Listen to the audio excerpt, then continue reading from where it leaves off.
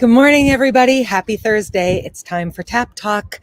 This is Dana from the Arts Partnership, and I'm excited to be joined by Anna Rusness-Petersen today from downtown Broadway Square in Fargo. That's what I was going to say and tripped myself up. So let's get Anna on and start this conversation. Hi, Anna. Hello. Good morning. How are you? Good. It's nice to see you. Thank you. You as well. Thanks. You survived the street fair, which must be your biggest cacophony event of the summer, correct? It is. We have a number of them, but it is one of the bigger for sure. And I was out of town for all of it. So how did it go this year?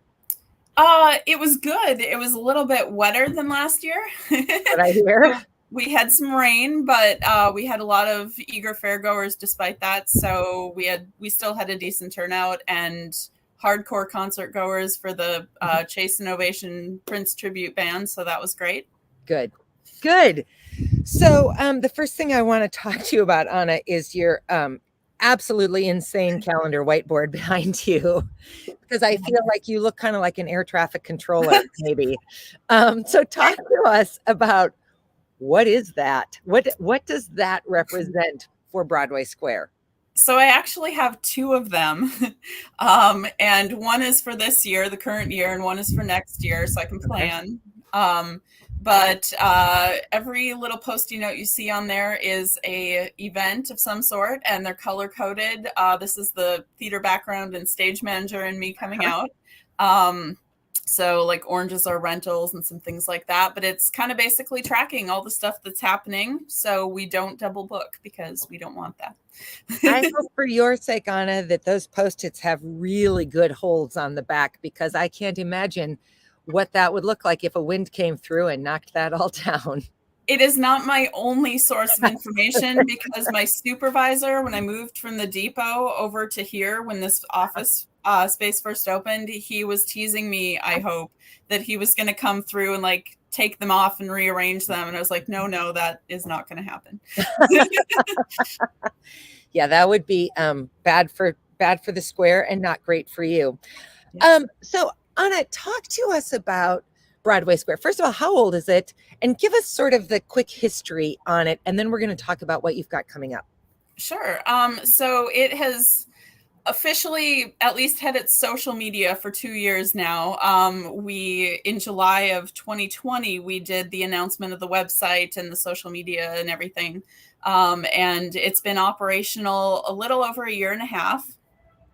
We had some soft opening in there too. So, and it's been in development, I guess, for 10 years is what Kilborn says it took to really get up to speed and get everything in place.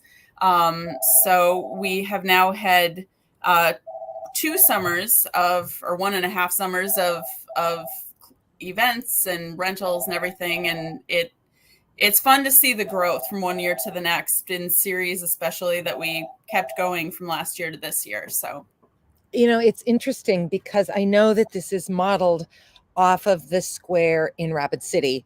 And my son went to college there. So I spent a lot of time between 2014 and 2018 at that square. And when I got to meet with the team from Rapid City and talk through what it could look like in Fargo, I felt really fortunate because I had a very clear image of what this space could be. But I think for a lot of people, it was hard to imagine how there could be an impact that would be really substantial for the downtown community, for the community as a whole. What can you tell us about what that impact has actually been now that you're 18 months or so into it? Yeah, when I look back at the 2-year ago me and think a little bit how naive I was in trying to start the vision process on my end of what do I want to make this square to be, and like listening to everybody's, because there are so many vested interests and different vision ideas for what the space should be, and what the community needs is really what I was trying to focus on. And having visited Main Street Square and also done a lot of deep digging into like David Street Station in Wyoming and some other similar ones as well, and how they functioned and where their successes were, and then kind of how that translates to our community. I really structured it around a placemaking core concept. So I feel like people have heard me say this a lot, but we're all about inclusivity and being welcoming and respectful, and a place that has something for everyone. And the only thing that will get you kicked out of Broadway Square is if you are disrespectful or treating other people inappropriately, or the space too. Sure. And so there has been a lot of, more than I anticipated, of like social justice, social services work kind of in the space.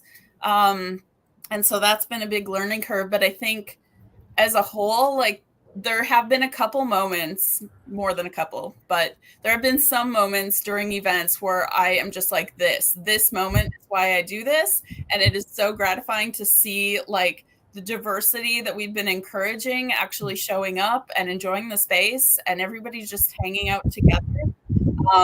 So I think, I like to think it's the moments of success are seeing what we've talked about play out, and just seeing people enjoy the space without having to spend money, and a space that, I know Mike Allmendinger from Kilbourne Group has said repeatedly that it really serves a target audience of like 14 to 23-ish, where people can hang out and they don't have to spend money.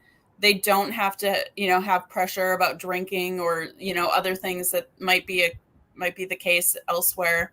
And I feel like that's true for all of our community members. We're trying to create a space where people can just come and hang out. There are no pressures, no expectations other than treating the space and each other with respect, and encountering new things.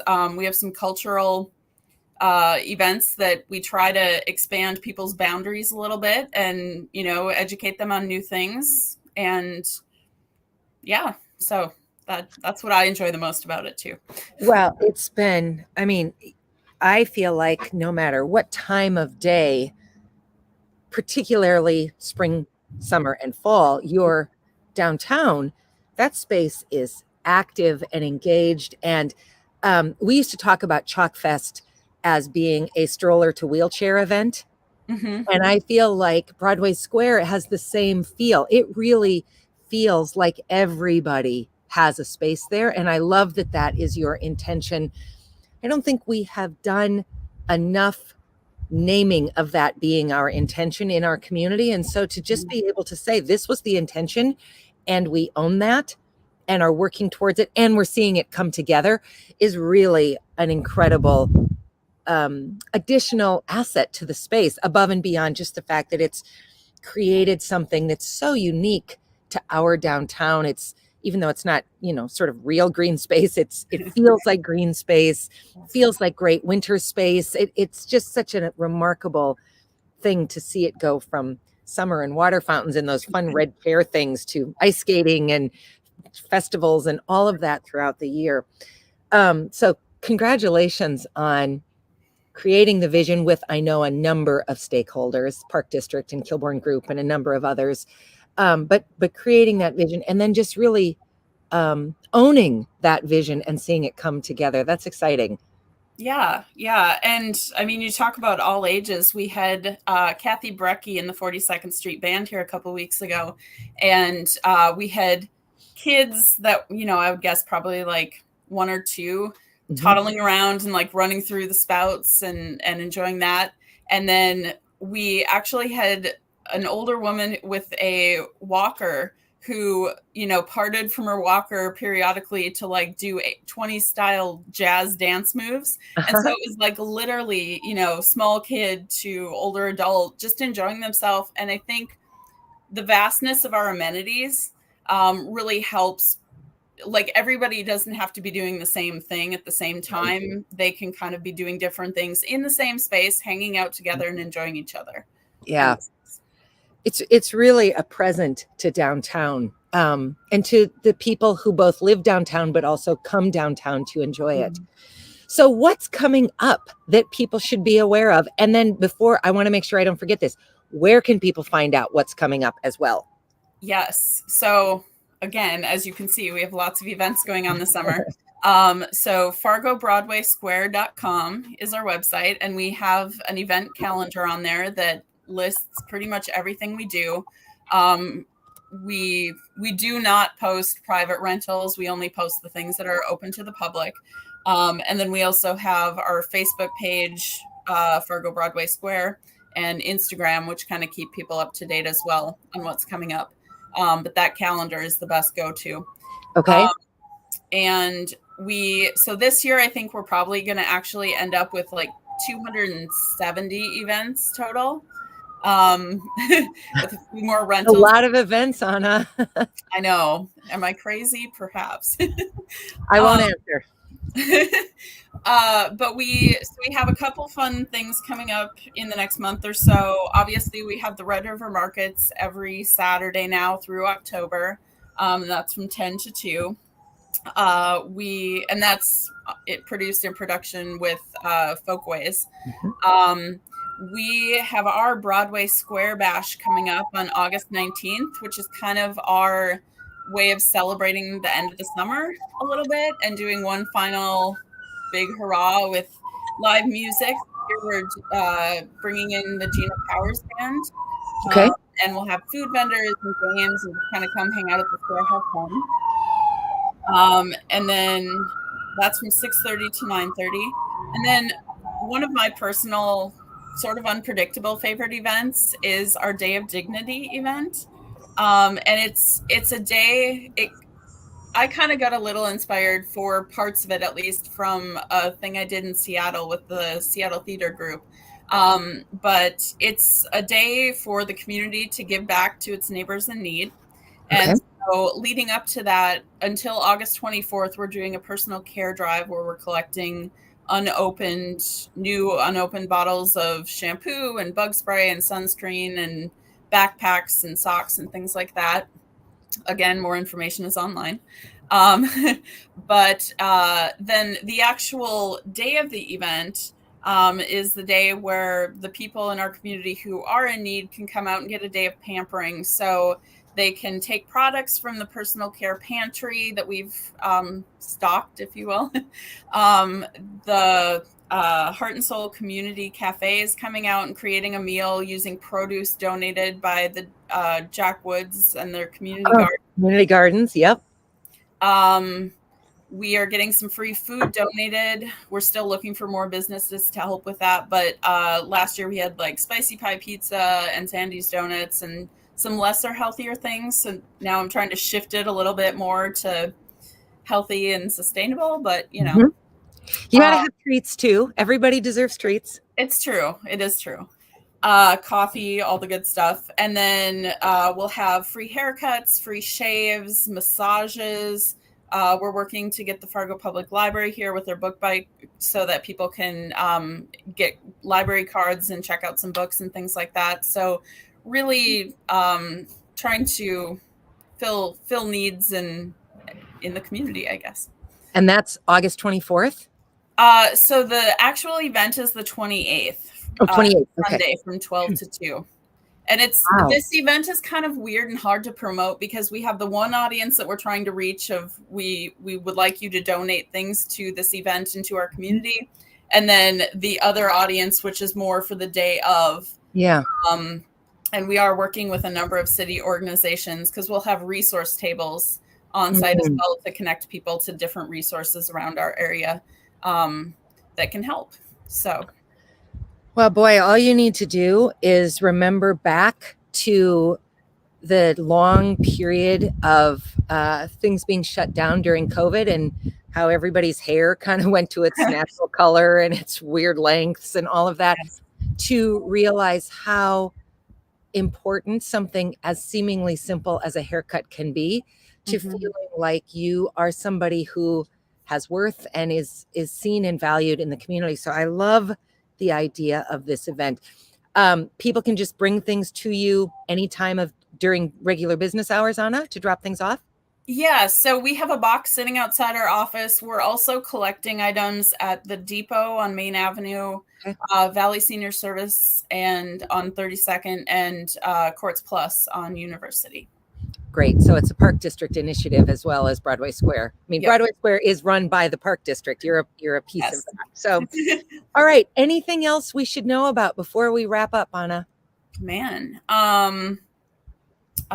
just I would say come and enjoy the square, and if you haven't seen it yet, take a minute. We have a lot of amazing vendors around us all year round, not just during street fair. Silver Linings Creamery, Wasabi, Poke Bowl, Black Coffee Waffle Bar, all the places. Feel free to bring your food.